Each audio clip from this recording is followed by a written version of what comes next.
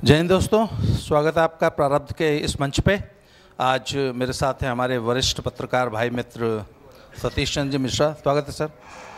मेरे साथ हमारी बहन प्रिया सक्सेना जी और आपके चिर परिचित भाई संदीप आर के सिंह जी। तो सर सतीश जी, मेरा सवाल आपसे एक ये है कि अब ये तो तय हो गया लगभग कि भाजपा 272 का आंकड़ा नहीं छूने जा रही है, और एनडीए लगभग अभी जो लेटेस्ट है शायद लगभग 290-92 या 300 के आसपास। 300 पहुँच जाते, 297 है। हाँ 297 है, 297, तो 300 क्रॉस करेगी। तो हम ये मान के चलते हैं कि लगभग 300 के आसपास का आंकड़ा आ जाएगा एनडीए का। अजीत जी, जो बड़ा अंतर आया है पिछले आधे घंटे के अंदर जी। अभी जो पिछले सेशन में मैं बैठा था तो ये इंडिया जो है ये 233 दिखा रहा था जी, और ये घट के 216 पे आ गया है। तो इनकी 17 सीटें पिछले आधा घंटा में कम हुई हैं। और वो जो बगल में दिखा रहा 30 अदर्स, ये अदर्स कौन है, ये ब्रेकअप जरा सामने आ जाए तो उसके बाद बिल्कुल क्लियर हो जाएगा कि सरकार एनडीए की ही बनने जा रही है। नहीं देखिए, इसमें कोई दो राय नहीं है कि सरकार एनडीए की बन जाएगी, पर ये तो तय है कि लंगड़ी सरकार होगी। हाँ हाँ, इसमें और जिस प्रचंड बहुमत और जिस मतलब खुलकर कहिए कि जिस रंगबाजी से सरकार चलाते हाँ, जिस रंगबाजी से आज तक मोदी जी सरकार चलाते आए हैं, हाँ। वो रंगबाजी तो नहीं रहेगी। नहीं रहेगी। तो पहले मुझे बताइए आप कि जिसने इतनी रंगबाजी से 10 साल देश पे राज किया हो, क्या वो लंगड़ी सरकार मोदी जी चलाने में इंटरेस्टेड होंगे सचमुच? नहीं, वो जो मैं तो बार बार कह रहा हूँ कि 242-40 पे अगर रुकती भाजपा तो संभवतः वो प्रधानमंत्री नहीं होंगे। तो उसमें एक ऑप्शन ये भी है कि हो सकता है खुद ही मना कर दें, स्वतः मना कर दें हाँ। कि मैं नहीं बनूंगा। लेकिन अभी जब आपसे बात हुई तो जो आपने विकल्प दिया तो उसने मेरे कान खड़े किए, और उस विकल्प पे मैं सहमत हूँ कि हो सकता है ये हो। अपना विकल्प आप ही बताइए जनता को। अच्छा, मैं बताता हूँ। देखिए, जो संभावना बनती दिख रही है, मैंने उसका थोड़ा सा गणित लगाया था।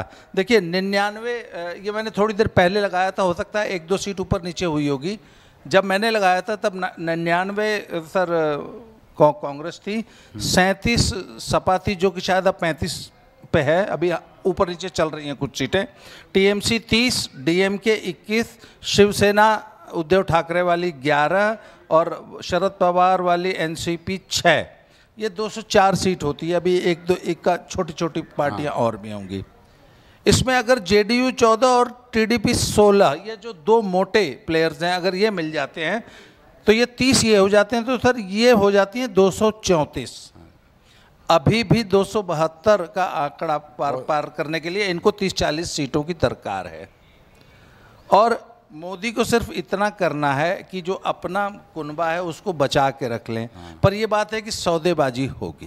और मोदी जो एकदम बेलौस निर्णय ले लिया करते थे और कड़वे। अच्छा, मोदी ने एक और घोषणा कर रखी कि सब भूचाल आएगा। देखिए कितनी तेजी से घट, अभी 216 था वो 233 फिर हो गया, यानी 400-500 के वोटों के अंदर हार जीत चल रही है। हाँ जी, इंडिया देखिए 233 पे आ गई, जो अभी 216 थी। अदर्स से छीन के, अदर्स 30 पे थे, अदर्स 30 पे थे, वो 17 पे आ गए। तो ये आज अभी आप कह रहे थे कि 50-60 सीटें या 100 सीटें ऐसी हैं अंतिम चरण में जो कुछ भी हो सकता है। नहीं, पर मैंने इस पे बहुत ज़्यादा मुझे भरोसा इसलिए नहीं हो रहा क्योंकि ये अफजाल अंसारी को पता नहीं 500 या कितने वोटों से आगे दिखा रहा है। इलेक्शन कमीशन का आंकड़ा वो उनको करीब 30-40-50 हज़ार इतने से आगे दिखा रहा है। तो इस पे तो मुझे भरोसा ही नहीं है। इस वाले पे भैया चैनल चेंज कर दो। नहीं कुछ और लगा दो। अगर इंडिया टीवी लगा अगर दो। हमारे कोई मित्र लेटेस्ट आंकड़ा अगर ईसी वाला दे देंगे इस पे, हाँ तो अच्छा। तो मुझे एक बात बताइए सर, जरा मैं तो टैबलेट ये तो पक्की बात है कि ब्लैकमेलिंग के भी शिकार हो जाएंगे। हाँ। अभी हालांकि वो रुचि जी कह रही थी कि नहीं, मोदी ऐसे आदमी नहीं है, वो बहुत कड़े निर्णय ले लेते हैं, मोदी को कोई ब्लैकमेल नहीं कर सकता। तो मुझे संदीप भाई, आप ये आंकड़े वाला काम आप मुझे बताते रहिए। तो सर अच्छा, मैं एक मिनट, आप कुछ कह रही थी कि लंगड़ी सरकार में मोदी कितने सफल होंगे अगर उनको लंगड़ी सरकार दे ही दी गई। भाई जनाकांक्षा का भी तो एक दबाव होता है ना, जनता ये चाहेगी कि अगर आप इस तरह भाग जाते हैं, आप तो फकीर हैं, झोला उठा के चल देंगे। भाग पाना मोदी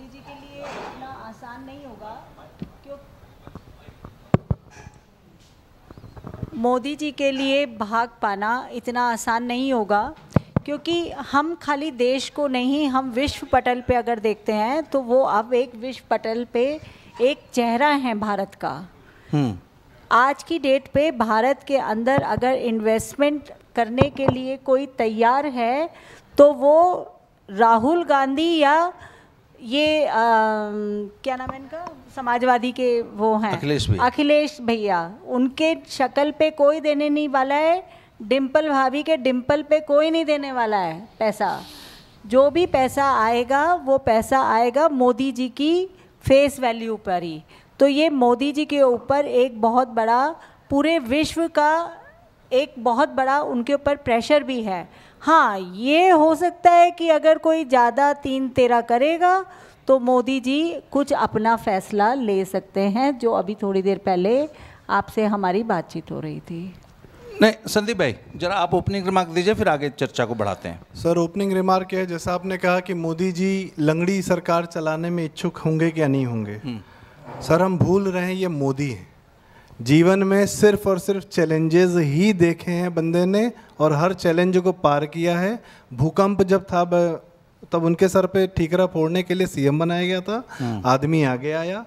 गुजरात आपने सबने देखा, गोधरा जैसा बड़ा चैलेंज, फिर उसको कैसे निपटा। गुजरात जैसे पूरा जीवन भर सिर्फ और सिर्फ धोखा खाया, चैलेंज सामने देखा। और कोविड जैसा भीषण चैलेंज सर, कोविड अपनी पार्टी से लड़कर देश के लिए आ गया है। ये मोदी हैं, एक पैसे का मुझे डाउट नहीं है। ये आदमी, इस आदमी में अभी भी बहुत दम है। ये जो नया चैलेंज आया है ना, वो कहते हैं कि लोग मुझे समझ नहीं पाते हैं। हम लोग भी भूल कर रहे हैं। देश के लिए आया आदमी, अपने लिए नहीं आया है। नए चैलेंज पर आया है। हमारे सारे भगवान लोग के जीवन भर चैलेंज ही चैलेंज रहा। इनके सामने एक और भीषण चैलेंज आया है, करके दिखाएंगे, वापस आएंगे। सीट कुछ भी होगी देश के लिए, अगर सर झुका कर भी पीएम पद लेना होगा लेंगे, क्योंकि वो जानते हैं कि वो नहीं रहेंगे तो देश किनके हाथ में जाने वाला है। आप चाहते हैं, कोई दुनिया में चाहता है कि अच्छा, मैम से मैं थोड़ा सा असहमत हूँ। वर्ल्ड में 2 तरीके की पावर्स हैं, एक आप पर कब्जा करना चाहते हैं, एक आप में इन्वेस्ट करना चाहते हैं। Rahul Gandhi and team, they are ready to sell Bharat. These are sons of bitches, SOBs, who are ready to sell Bharat, sellers of Bharat, ठीक है। They are offering India to the world in terms of ownership. Modi ji कह रहे हैं आइए invest करिए, ownership में हमारा रहेगा। तो एनी डे ये बिछने को तैयार हैं, तो इन पर वर्ल्ड जो है ज़्यादा दांव लगा देगा कंपेरेटिव टू मोदी जी। तो दे विल प्रेफर कि राहुल गांधी टाइप के लोग जो वीक, इन्हीं की वजह से भारत को आज तक सिर्फ वीक लीडरशिप मिली है। ये वर्ल्ड पावर्स के आगे बिकने के लिए, लेटने के लिए तैयार रहते हैं हमारे यहाँ के नेता। एक ही आदमी नहीं तैयार रहा, वो है मोदी जी, ठीक है। ये भीषण चैलेंज आया है, इसको चैलेंज के रूप में लेंगे। और मुझे ये लगता है कि शाम तक चाहे किसी भी आप कह रहे हैं जनता दल यूनाइटेड ऑफरशिप ले लेगा, डिप्टी प्राइम मिनिस्टरशिप तोड़ फोड़ के खरीद भी सकते हैं। जब आएगा ना मौका तो सब कुछ हो जाएगा। जो बन पड़ेगा करेंगे, सर झुकाएंगे। आप बाबा जी, आपने बहुत ज़्यादा नाराज़गी जाहिर की थी जब किसान आंदोलन में किसान कानून वापस लिए थे, तब भी अपना सर झुकाया था। और बहुत सर झुका के, बहुत कॉम्प्रोमाइज़ के साथ बहुत सारे काम किए हैं। सिर्फ टफ नहीं है, जहाँ ज़रूरत पड़ती है जानते हैं, पर करना देश के लिए ये पता है क्या ज़रूरी है। जो बन पड़ेगा करेंगे, सबको भेजा है। अपनी पार्टी के भीतरघात को भी जानते हैं, सब जानते हैं। जनता आज भी साथ है, हमारा फ़र्ज़ है। हम उनकी वजह से पिछले 10 साल बेहतरीन हमने देखे हैं। इस मौके पे तो हम नहीं झुकने वाले और ना उनका साथ छोड़ने वाले हैं। इस समय सबसे ज़्यादा ज़रूरत उनको हमारी है, हम हैं साथ में। बिल्कुल। अच्छा सतीश सर, मुझे एक बात बताइए, कुछ बड़े बिग टिकट रिफॉर्म्स, कुछ बहुत बड़ा भूचाल, 6 महीना तक रिजर्व बैंक के सारे ऑफिशियल्स को बहुत ज़्यादा काम पे लगाने वाले थे मोदी। अगर लंगड़ी सरकार आई तो कौन कौन से रिफॉर्म्स आपको लगता है कि अब उनको कुछ इंतज़ार करना पड़ेगा? हाँ, नहीं, यहाँ मैं संदीप जी की बात से सहमत नहीं हूँ कि वो जो बिग टिकट रिफॉर्म की आप बात कर रहे हैं, वो तो नुकसान देखिए इन्होंने पहुँचा दिया। जो लंगड़ी सरकार बनने जा रही है जी, मोदी क्या करेंगे क्या नहीं करेंगे नहीं, उससे पहले उनके कान खड़े हो गए। जो आने वाले हैं या जो आने का प्रोग्राम बना रहे थे, अब वो कई बार सोचेंगे, उसके बाद पैसा लेके आएंगे आप। अच्छा, अब मुझे एक चीज़ बताइए, जोड़ तोड़ करके चाहे जैसे करके चाहे गोवा ही ले जाने पड़े सांसद, ये सब तो भारतीय राजनीति का एक आम बात हो गई है ना। उसके बाद चाहे सूटकेस पहुंचाना पड़ा, वो जितने तिकड़म होते हैं भाई, एक बात होता है कि तिकड़म में है और प्रेशर टैक्टिस और जितनी भी दंड फंद होते हैं, तिकड़म वाला तंत्र एक्टिवेट हो गया हो वो तो वो हो चुका होगा। ये तो मुझे तो लगता है वो तो सुबह 9 बजे हो गया होगा। तो अच्छा सर, मान लीजिए एक बात बताइए, लंगड़ी सरकार पूरे 5 साल चलाई जाए, नहीं, ये जरूरी है? नहीं नहीं नहीं, ये जरूरी नहीं है। मान लीजिए एक लंगड़ी सरकार बनी गई, हाँ। तो वो पूरे 5 साल चलानी ही है, ऐसा तो कोई जरूरी नहीं।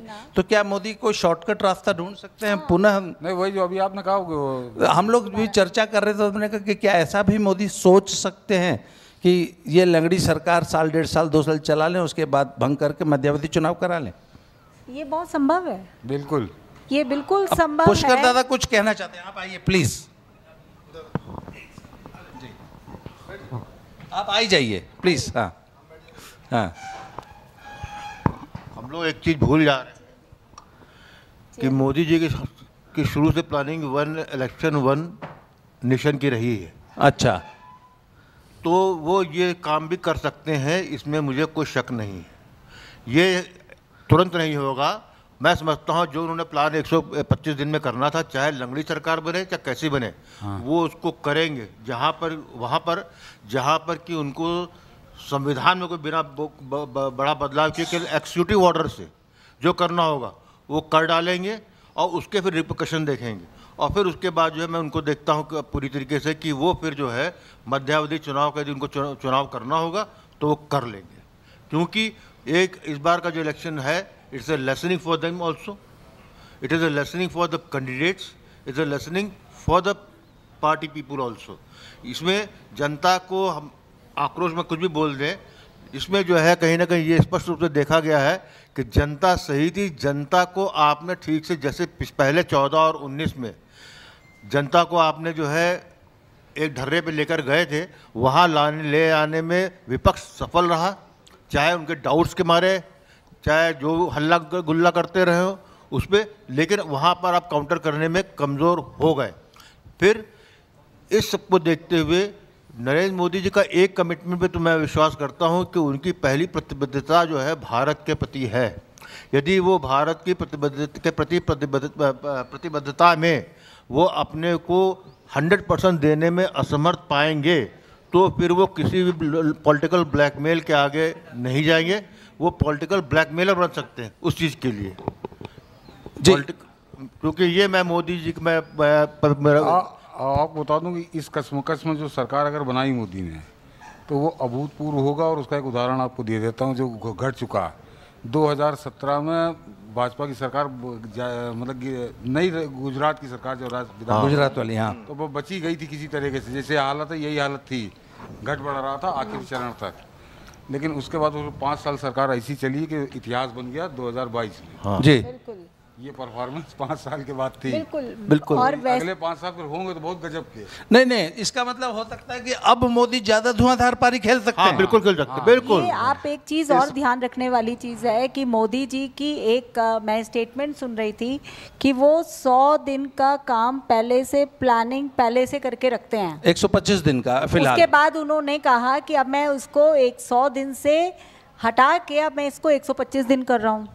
यानी कि इलेक्शन शुरू होने से पहले के भी अगर दिन गिन लीजिए आप, आचार संहिता लगने से, इसका मतलब पहले से उन्होंने पूरी प्लानिंग गणित बिठा के रखा होगा अपना। आज 7 बजे ऑफिस आने वाले हैं, तो जो बोलेंगे उससे सब पता चल जाएगा क्या होना है। बाबा जी, मैं एक सवाल पूछना चाहता हूँ आपसे। जी। आपने सबसे बड़ा एक तथ्य पहले चरण में ही सामने साबित रख दिया था कि चुनाव जमीन पर नहीं है, चुनाव मोबाइल पर और चुनाव टीवी पर चल रहा था, चुनाव जमीन पर नहीं था। ये कितना बड़ा जो है घातक साबित हुआ है? नहीं, ये ऐसा नहीं हुआ है। पिछली बार 67.4% जब वोटिंग हुई थी तो इतिहास बना था, कभी भारत के इतिहास में नहीं हुई जी। अब की भी 66 पॉइंट कुछ हुआ, तो 1% का फर्क है। तो वोट डालने लोग निकले नहीं, हैं। लेकिन वोट जरूरी नहीं ना कि जो जिस तरफ डाला है, डालने वाले हाँ। तो सपा को डाल दिया फिर। ये भाजपा के लिए कितना घातक हुआ कि चुनाव जमीन पर नहीं हुआ? देखिए संदीप जी, जो वोटर होता है वो ऐसा नहीं सब बड़े प्रतिबद्ध वोटर होते हैं। ये अब कॉमन फिनोमिना है कि 20% वोटर जो होता है वो हवा में बहता है, जो आखिर के 48 घंटे में अपना मन बनाता है जी। और वो इन्होंने मन बनवाया और हमारी तरफ से कोई था ही नहीं। वही भीतरघाट में वही भारी पड़ गया आपको। देखिए, मैं एक बार एक लाइन कह दूं कि यूपी में स्पेशली और इवन राजस्थान में या स्टेट्स में भी, इवन महाराष्ट्र में जो रिजल्ट आया है ना, वो किसी एक वर्ग के इधर से उधर होने से नहीं आया है। इसमें सभी वर्ग, स्पेशली अगर मैं जातीय समीकरण पे बात करूं तो सवर्णों का वोट भी, ओबीसीज का भी, ईबीसीज का भी और एससी दलितों का वोट भी शिफ्ट हुआ है और थोड़ा बहुत शिफ्ट नहीं हुआ है। जो सीटें हमने 2-2 लाख से जीती थी वो सीटें हम 2-2 लाख से हार रहे हैं। यहाँ ये चौंकाने वाली बात है। तो देख लीजिए ना, और लापरवाही, कितना बड़ा शिफ्ट है। लापरवाही का एक बहुत बड़ा उदाहरण उसका ज़्यादा आप समझेंगे कि राजा भैया एक तरह से खुलकर खिलाफत कर रहे थे। कहीं किसी ने मैनेज करने की कोशिश की? कुछ नहीं किया। वो आदमी केवल सम्मान चाह रहा था कि मुझे सार्वजनिक रूप से सम्मान। तुम ओम प्रकाश राजभर को मंत्री बना सकते हो, तुम दारा सिंह चौहान को मंत्री बना सकते हो, तुमने राजा भैया को मंत्री नहीं बनाया। तो मतलब एक तरह से छोड़ दे के जाओ, जो करना करो। मेरे ख्याल से कहीं ना कहीं एरोगेंस ऑफ द लीडरशिप जो है डेफिनेटली इसके अंदर रोल प्ले किया है, इसको स्वीकार करना ही पड़ेगा। क्योंकि जो राजा भैया का प्रकरण का नुकसान आप देख रहे हैं वो पूरे 5 डिस्ट्रिक्ट्स पे स्पष्ट रूप से दिखा है आपको। जो आपको नहीं हारना था, अब हारे इसीलिए रहे। इसके मतलब ये है कि आप वो होलियर देन काऊ आपकी तो भूमिका कभी रही नहीं। आप रियल पॉलिटिक्स करते हैं, आप चाणक्य भी कहलाते हैं, राजभर को भी पकड़ाते हैं, कुशवाहा को भी पकड़ाते हैं, तो फिर राजा भैया से क्या था भाई? मतलब उस आदमी को धक्के मार मार के इन्होंने भगाया एनडीए से। आप जो है ब्रजभूषण सिंह वाला जो रियल पॉलिटिक्स यही हुई ना कि आखिरी 24 घंटे में टिकट उनके लड़के को दिया गया, ये नहीं पहले, और जीत रहा है। तो इसके मतलब आपका कहीं पे ईगो जो था उसने कहीं पर आप कॉमन सेंस को ब्लाइंडेड कर दिया। शायद ये 10 साल की लगातार सत्ता में रहने का एरोगेंस था, उसका था। दूसरा ये 17 और 19 में उत्तर प्रदेश में अभूतपूर्व और 22 में परिणाम आ चुके थे, तो इन्होंने यूपी को टेकन फॉर ग्रांटेड ले लिया। तो इसका मतलब ये है, जबकि यदि आप ये कहते हैं कि जो स्पष्ट दिख भी रहा है कि सभी जातीय, हर जाति से जो है वोट शिफ्ट हुआ है विपक्ष को, आपके यहाँ से गया है, तो इसका अर्थ ये हुआ कि आपका धरातल पे संगठन या जहाँ तक आरएसएस की बात आ रही है, तो इसके मतलब अब वो तो स्पष्ट जमीन पे कम से कम उत्तर प्रदेश में समझ में आ रहा है कि जो काम संघ करती थी, जो हम लोगों को नहीं दिखता था, वो यही तो करती थी। वो जो नीचे तबके पे जाके गांव-गांव जाकर वो जो है करती थी, और वो 24 और 48 घंटे में जो मन बनाना होता था उसके लिए वो लोग विख्यात थे। संघ का नेटवर्क वो नहीं, इसके मतलब एक्टिवेट हुआ इस बार, ये स्पष्ट दिख रहा है। मतलब ये मूर्खता आप समझ लीजिए कि राजा भैया और अखिलेश यादव के संबंध उस पॉइंट ऑफ नो रिटर्न पे पहुंच गए थे। मैं कल्पना नहीं कर सकता था कि ये दोबारा एक हो जाएंगे। तो इसका मतलब यहाँ बदतमीजी की इंतहा हो गई कि उस आदमी को कड़वा घूंट पीना पड़ा। बिल्कुल। मैं एक सवाल पूछना चाहूँगा सबसे ही, क्या ये 2004 से कुछ कॉमनैलिटी, कुछ कॉमन दिख रहा है? नहीं। क्योंकि एक सेकंड, धारणा यही कि हमने काम किया है, काम के आधार पे वोट लेंगे। धारणा है कि संघ को दूर रखो, संघ को, भाजपा को संघ की जरूरत नहीं है। धारणा ये कि हमारा मीडिया, हमारा टीवी हम सब मैनेज कर चुके हैं, या वो हमको सहयोग दे रहे हैं पूरी तरीके से, और हम अकेले टीवी या सोशल मीडिया के माध्यम से हम चुनाव निकाल ले जाएंगे। जो धारणा, जो एक विश्वास दिल्ली लुटेंस ने वाजपेयी जी को दिला दिया कि आप जीत रहे हैं, चिंता नहीं, फिर वही संघ से दूरी बना लीजिए, कोई तकलीफ नहीं है, काम बहुत किया, अपने आप जीत जाएंगे, जनता दे देगी। क्या उसी प्रकार का आज भी देखने को मिलता है कि जनता के लिए हमने काम बहुत किया, हमको मिल जाएगा वोट? संघ, जेपी नड्डा ने सीधे सीधे कह दिया। और तीसरा ये कि लुटियंस मीडिया पूरी तरह इनके आगे नतमस्तक हो गया था, इनको बता रहा था कि सब आप जीत जाएंगे। ऐसा था क्या? तीन कॉमन फैक्टर। मैं 2 मिनट लूंगा इसके अंदर। जब मैं एरोगेंस की बात करता हूँ ना, तो एरोगेंस में यही आता है। एरोगेंस में जो है कांग्रेस भी खत्म हुई तो एरोगेंस में ही खत्म हुई ना, कि जब आप जो है ज़मीन की धड़कनें सुनना बंद कर देते हैं, आप जो है एक कोकून बना लेते हैं और आप टेकन फॉर ग्रांटेड ले लेते हैं। फिर आप कैसे भूल जाते हैं कि सबसे ज़्यादा जो है मेमोरी लैप्स बीजेपी के वोटर को नहीं, भारत की जनता को होता है। हर 6 महीने के बाद जो है उसको रिवाइंड करना पड़ता है। आप जो है उसको जो है टेकन फॉर ग्रांटेड नहीं ले सकते। कई बार जो है जनता अपनी ईगो को सेटिस्फाई करने के लिए करती है। फिर आपने कहीं रखा था 400 आपके आ रहे हैं, और हम विश्वास करते थे लोग कि इतना आ ही जाएगा, तो ठीक है जी, एक सेक्शन ने जो है टेढ़ा हो गया, मुँह कर लिया, तो क्या फ़र्क पड़ जाएगा। यही था एरोगेंस था ना, तो वो फ़र्क पड़ गया कि ये जो है एक यूनिवर्सल है, एक को एक तरफा नहीं। पूर्वी उत्तर प्रदेश में आप 2022 में झटका खा चुके हैं। बीजेपी इतना की थी, उसके बाद वहाँ पे भी जो है गलती यही की थी कि जो सीटें जिनको देना था उनको ना दे के ऊपर से हवा पैराशूट से टिकट दिए गए, और उसका नुकसान आपको पूर्वी उत्तर प्रदेश में उठाना पड़ा। वही चीज़ तो आप देखिए, पूर्वी उत्तर प्रदेश पूरे साफ है। आप कि गोरखपुर मंडल जो आपका जो है बाबा का, वो सुरक्षित है, बाकी तो उधर तो उलट गया है। खासतौर से मोदी जी के होते, मोदी जी का वो कम जा रहा है लीड। हाँ लीड जी। सर आपका 2004 और 2024 के बीच में क्या कुछ नहीं, जमीन आसमान का अंतर है। यहाँ नहीं चल रहा जी। वो जो पहले सेशन में किसी ने पूछा था, तो वो की ओवर कॉन्फिडेंस, तो अटल बिहारी वाजपेयी की सरकार ओवर कॉन्फिडेंस में थी जी। यहाँ नरेंद्र मोदी कतई ओवर कॉन्फिडेंस में नहीं थे। और जिस बिसरघात की हम लोग बात कर रहे हैं, ये हम लोग आज बात कर रहे हैं, ये परिणाम देखने के बाद संभवतः नरेंद्र मोदी को ये पहले आभास हो गया था। इसीलिए वो जिस तरह के भाषण कर रहे थे और जिस तरह के एक दिन में 6 रैलियां कर रहे थे, तो वो समझ गए थे कि पूरा बोझा मेरे ही कंधे पे है और नीचे से कौन जड़े काट रहा है।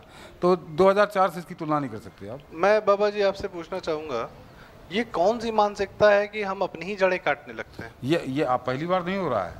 इससे पहले आप यूपी में आ जाइए तो कल्याण सिंह के साथ क्या हुआ था, कल्याण सिंह के साथ क्या हुआ था, उसके बाद भाजपा भी नाश हुई। वो तो कल्याण सिंह तो खत्म हो गए, भाजपा भी खत्म हो गई। अगर नरेंद्र मोदी ना आए होते तो भाजपा आज भी भिखारी वाली स्थिति में थी। तो कुछ लोगों की ईगो संतुष्ट हो जाती, बाकी ठीक है। मैं अंतिम टिप्पणी प्रिया जी से, आप बहुत देर से कुछ कहना चाहती थी, आप इस चर्चा को कैसे कंक्लूड करेंगी कि आपको क्या लगता है कि अब आने वाले कुछ दिनों में हमें क्या देखने को मिलेगा? नई सरकार का गठन आप कैसे होते हुए देख रही हैं? देखिए, ये जो गठन जो भी होगा, ये बीजेपी की गवर्नमेंट जो मिक्स गवर्नमेंट आएगी वो आएगी, ये पक्का है, ये तय है। अब ये इसके अंदर किस तरीके से काम होगा ये देखने वाली बात है, लेकिन मेरा पूरा विश्वास है मोदी जी के कार्यशैली के ऊपर कि इस कार्यशैली के अंदर मोदी जी ने अपना पहले से प्लान पूरा तैयार करके रखा हुआ होगा कि अगर ऐसा नहीं हुआ तो ऐसा होगा, ऐसा नहीं हुआ तो जैसे कहते हैं ना plan A, plan B, plan C, ये उनका ऑलरेडी पूरा तैयार होगा। क्योंकि ये व्यक्ति बोलता कम है और खेलता ज़्यादा है। जी जी। मेरा सर अंतिम सवाल एक आपसे, क्या आप इस 98 सीट्स पे कांग्रेस आगे चल रही है, जीत भी सकती है, क्या आप इसको कांग्रेस के रिवाइवल के रूप में देखते हैं? नहीं, कतई नहीं। ये एक झटके की है। जैसे कांग्रेस रिवाइवल 2017 में गुजरात में बता रहे थे कि वो सरकार बनाते बनाते रह गई थी। हाँ। और 5 साल बाद चुनाव हुए तो क्या हंस रहे। 5 साल बाद खत्म ही हो गई कांग्रेस। तो ये एक टेम्पररी फिनोमेना है। हाँ, ये एक झटके में कुछ आ जी। ये जो बात हम लोग अभी 3 सेशन में हम लोगों ने बात की, ये एक षड्यंत्र था जिसका शिकार हो गए मोदी, संभल नहीं पाए। ये कोई बड़ा परिवर्तन नहीं है जिसको आप कहें कि ये अब लंबा चलेगा। संदीप भाई कुछ आप कह रहे हैं? एक बस बात, आखिर वोट दिया है जनता ने, ठीक है, जनता को भ्रमित किया गया, अपने उन्होंने किया या विपक्ष ने किया, जनता भ्रमित हो गई। कौन से फैक्टर्स हैं जिससे डर गई कि मोदी आएंगे तो कुछ तकलीफ दे देंगे, बेनामी संपत्ति है उस पे कर देंगे, इस पे कर देंगे, उस पे कर देंगे, सबको ही टाइट? क्या डर के जनता ने कुछ बड़े अच्छे बदलावों से डर गई थी क्या? जैसे नोटबंदी सफल इसलिए थी क्योंकि उसके बारे में बताया नहीं गया था।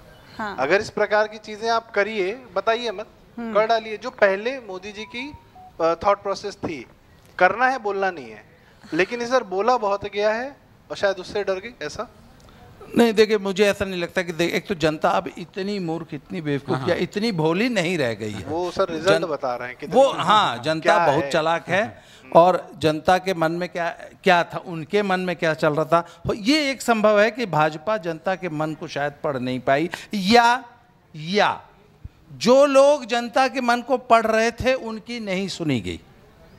दूसरी ये बात ज्यादा जो है- ज्यादा आपकी बात से सहमत हूँ। हाँ। इसकी ज्यादा संभावना है जो कि जो स्थानीय लीडरशिप थी उसको इग्नोर किया गया कार्यकर्ता और को ignore डिसीजंस दिल्ली से थोप हाँ, दिए गए। बिल्कुल बिल्कुल। ये आला उसका- कमान, कांग्रेस की आला कमान का जो कल्चर था वो कहीं ना कहीं जो है मुझे उसका एक परिलक्षित। उदाहरण आप दे दूं, आप बगल में बैठे हैं, उन्नाव से साक्षी महाराज जी उन्नाव के जिला में जो वार्ड अध्यक्ष है वहाँ से लेकर प्रदेश कार्यालय तक हर आदमी कह रहा था कि ये चुनाव हारेगा, बहुत बदतमीज है, बहुत कुख्यात हो चुका है, लेकिन उसको तीसरी बार टिकट दिया गया।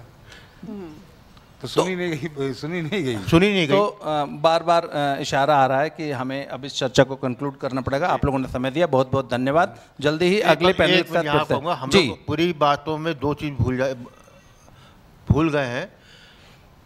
उड़ीसा में विधानसभा चुनाव हुआ जिसमें बीजेपी जीत गई है, जी और जो है टीडीपी वहाँ पर जो है लैंडस्लाइड जीती है आंध्रा में। तो मैं समझता हूँ, और वो जीती इसलिए है क्योंकि वहाँ गठबंधन बीजेपी के साथ था, तेलुगु देशम अपने बल पर नहीं बढ़ती, इसलिए मुझको संभावना तेलुगु देशम के जहाज छोड़ के भागने के कम लग रहे हैं, क्योंकि सेंट्रल में प्रो गवर्नमेंट होना उनकी मजबूरी भी है। पलटू राम पलटू राम को तो पलटू राम खुद ही नहीं मालूम। मैं पलटू राम का एक जवाब दे दूं, आप लोग को सबको आनंद आएगा कि हम लोग ये तो चर्चा कर रहे हैं कि इंडी सरकार बना लेगी और नीतीश को ये ऑफर कर दिया, और अरे ये खुद एक होंगे कि नहीं? कलकत्ता में टीएमसी वाले कांग्रेस के यहाँ बम मार रहे हैं, वहाँ केरल में एक दूसरे को मतलब निपटाने में जुटे हुए हैं। एग्जैक्टली ये पहले ये मेढक एक साथ पहले बैठ तो जाए तराजू पे, उसके बाद बात होगी। वो हम लोग कहते थे। एक संभावना और भी मुझे लग रही है हाँ। कि यदि रियल पॉलिटिक्स खेली गई तो ऐसा तो नहीं कि इंडी का गठबंधन है वो टूट जाए। उसमें कहीं जो है चोट ना लग जाए। सर वो हम लोग कहते थे कि ये व्यक्ति समुद्र किनारे कुर्सी रख के बैठने से अगर एक देश दुबार सकता है तो ये क्या आप ये नहीं देखिए, कर सकते? जम्मू आप ये कश्मीर में सोचिए। पीडीपी हारी, उमर अब्दुल्ला हार गया। दादा मुझे एक बात कि पुराने जमाने में जब वो राजीव गांधी और वीपी सिंह वाला प्रकरण चल रहा था तो कांग्रेस में एक डिपार्टमेंट ऑफ डीडीटी होता था। एक आपको एक बड़ा ऐतिहासिक प्रकरण याद दिला दूं कि ऐसे जब अटल जी की सरकार गिरा के संयुक्त मोर्चा की सरकार बनी थी जिसमें देवगौड़ा प्रधानमंत्री बने थे, और शपथ ग्रहण करके उस सरकार में इंद्रजीत गुप्ता गृह मंत्री बने थे। और शपथ लेके वो राष्ट्रपति भवन के बाहर निकले और उनसे पूछ लिया गया कि भाई कितने दिन चलेगी सरकार? कांग्रेस के समर्थन से सरकार बनी थी, बाहर से समर्थन दे रही थी। तो उनकी प्रतिक्रिया जरा, अवनीश जी गजब की प्रतिक्रिया, कहें अगर कांग्रेस से समर्थन वापस लिया ना तो जूतों से मारी जाएगी। ये राष्ट्रपति भवन के बाहर। तो ये इस तरह की तो इनकी एकता होती है। मैं ये कह रहा था कि department of dirty tricks DDT, तो कहता था है डीडी छिड़को, तो सर वो डिपार्टमेंट ऑफ डर्टी ट्रिक्स जो है ना डीडीटी, वो आजकल बीजेपी का भी बहुत तगड़ा है। ईडी से पहले क्या डरते थे जो अब डरेंगे ये। हाँ। नहीं, लेकिन एक ये बात बताइए, अभी तक किसी ने पूरी चर्चा के अंदर ममता बनर्जी को नहीं छेड़ा। चलिए अगले उन्हें ना कोई छेड़ पाएगा। इस चर्चा को अब हम यहीं समाप्त करते हैं। धन्यवाद, थैंक यू वेरी मच।